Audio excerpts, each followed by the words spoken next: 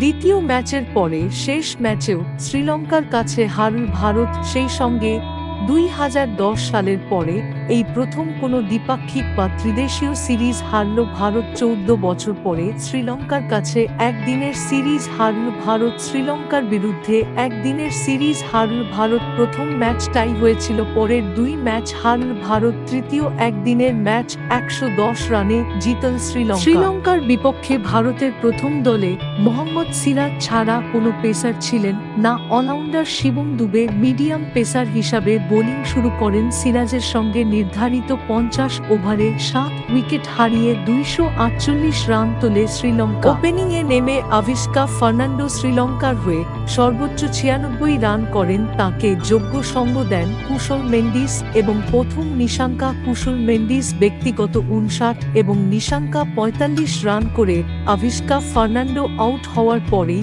শ্রীলঙ্কার ইনিংসে ভাঙন ধরে ভারতের হয়ে 3টি উইকেট নেন রিয়ান পরাগ। বোলারদের মধ্যে সিরাজ 9 ওভারে 78 রান দিয়ে একটি উইকেট নেন। শ্রীলঙ্কার 249 রানের জবাবে ব্যাট করতে নেমে রোহিত 20 বলে 35 রান করেন। তিনি বিরাট কোহলি করেন 20 রান, বাকিরা ব্যর্থ। শুভমন গিল 6, ঋষভ পন্থ 6, শ্রেয়স আয়ার 8, অক্ষর পটেল 2, পরাগ পনের শিবম দুবে 9 রান পাননি। ওয়াশিংটন সুন্দর 30 রান করেন, মাত্র 138 রানে শেষ হয়ে যায় ভারতের ইনিংস। এদিনও ব্যর্থ শিবম দুবে, শ্রেয়স আয়ার এবং ঋষভ পন্থ শ্রীলঙ্কার হয়ে 5টি উইকেট নেন।